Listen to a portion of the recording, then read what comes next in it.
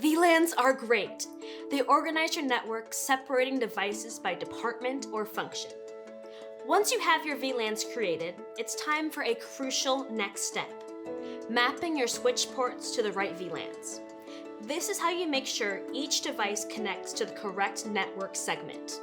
It not only enforces your network design, it boosts security and makes troubleshooting much easier.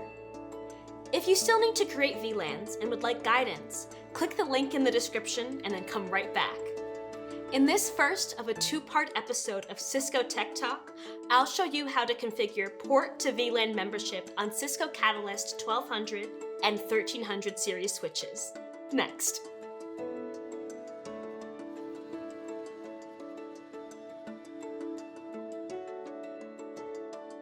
I'm using a Catalyst 1200 switch today, but the steps apply to the 1300 series switches as well. To get started, log into the switch's graphical user interface, or GUI, and navigate to the VLAN management section.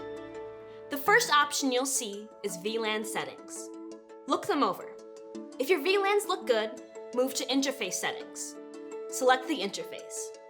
A quick side note here: leave switchport mode at layer 2 since it will be handling VLANs. In advanced mode view, you can see the switchport mode option under this interface settings page. Here, you'll see each switch port's current mode. By default, all switch ports are in access mode, which means each port is an untagged member of a single VLAN. If you want to change the mode on the port, simply select the port and click the Edit button. Switch to advanced mode to see all options. I'll focus on the most common: access, trunk, and general. Access mode is used when you want the port to be an untagged member of a single VLAN, which is ideal for devices like PCs or printers. Trunk mode allows a port to carry multiple VLANs, tagging traffic as it passes through. It's commonly used for links between switches. General mode is more flexible and is designed for complex mixed VLAN environments.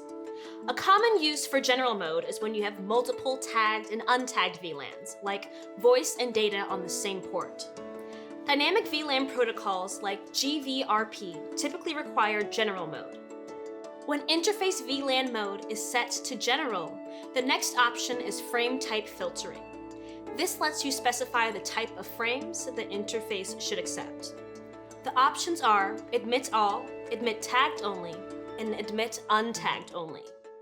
Admit all lets the port accept both tagged, untagged, and priority tagged frames. This is a good option when you expect a mix of devices or traffic types on the port, and you want to ensure valid traffic isn't dropped.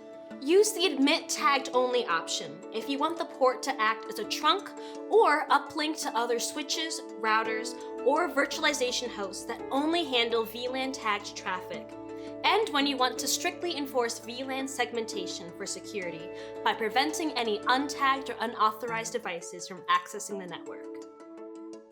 Admit untagged only should be selected when you need to ensure that the interface only processes frames that do not have VLAN tags. Choose this setting when you don't want to allow VLAN tagged traffic on the port. This setting also allows 802.1p priority tagged frames, which is helpful for environments that use QoS but not VLAN tagging for endpoints. The final interface setting option is ingress filtering. This security feature helps keep VLAN traffic data from leaking. When enabled, the port only accepts frames for VLANs it's a member of.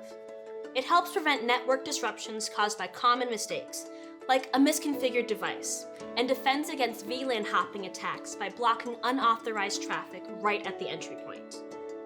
I'll select port 5, leave the default switch port mode of layer 2, choose general mode, admit all, and enable ingress filtering. Once your interface settings are configured, click Apply and Close. The interface settings are done.